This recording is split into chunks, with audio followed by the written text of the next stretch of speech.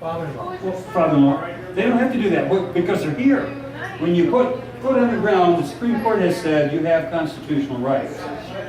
See, I would disagree with it.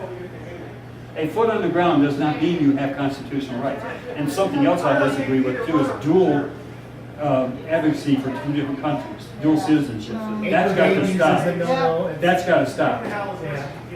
So, no, pathway to citizenship, I am not for that for illegals who have come here breaking the law. I am for registering them. And you better understand why that's necessary. Because when you find someone that's not registered, out, you can deport them immediately. No hearing. No money spent on judges and juries. You don't have registration because we offered it free and clear to you if you're here without an intent to harm.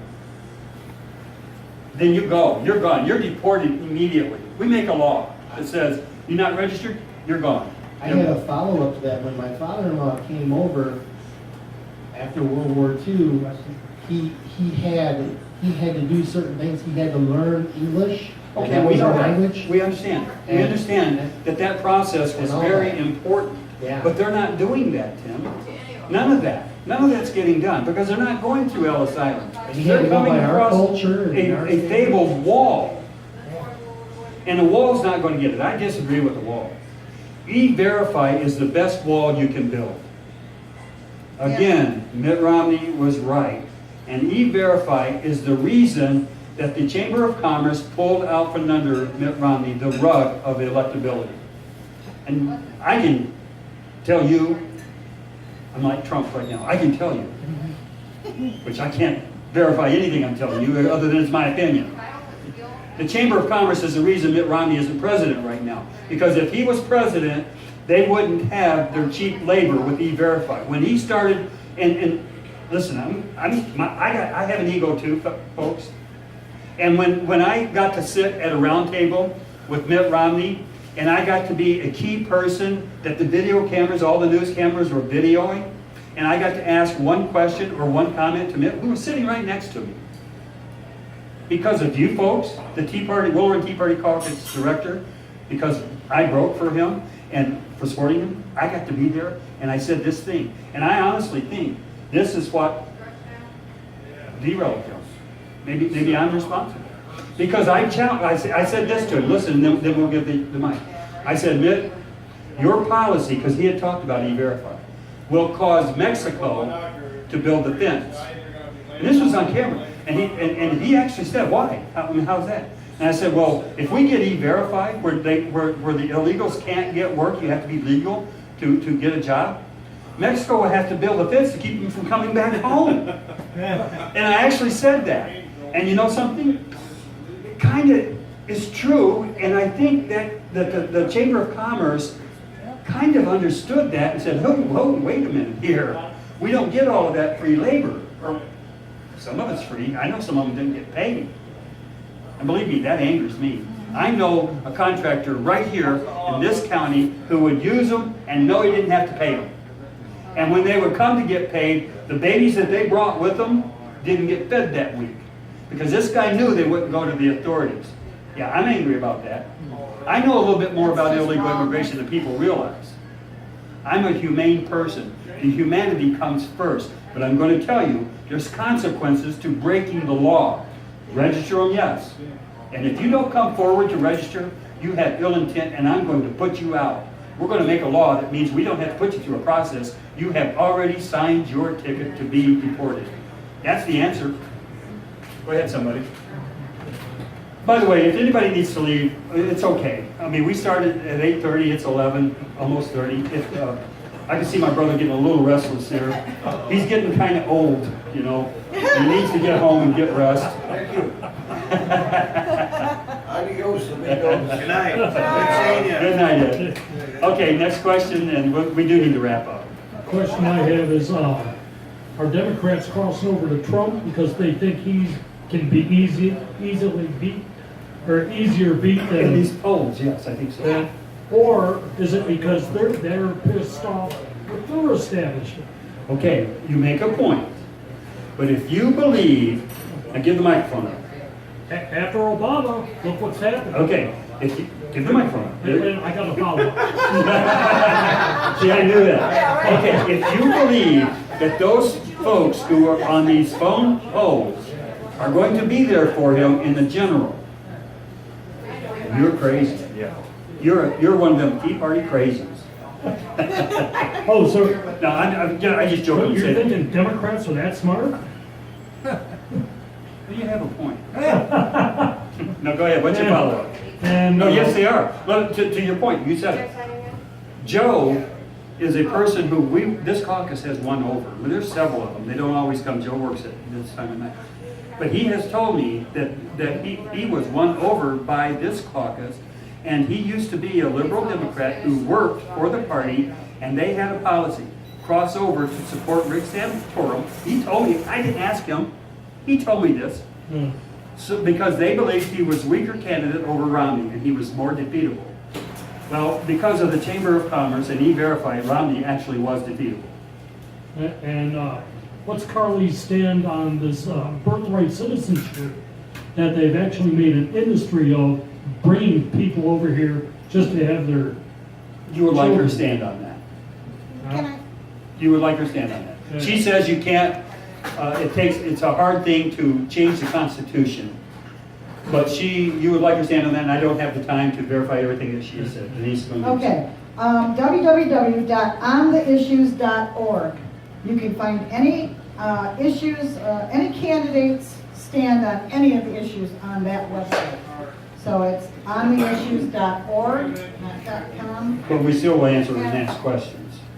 But I mean, Sure, yeah, sure, but I'm just saying, you can find, Yeah. find out a lot of answers, Joe, to your questions on that website. Because I honestly can't tell you everything she said, but I will tell you that she's pro-American on the position that she takes about anchor babies. What she has said is, you can't change a constitution easily.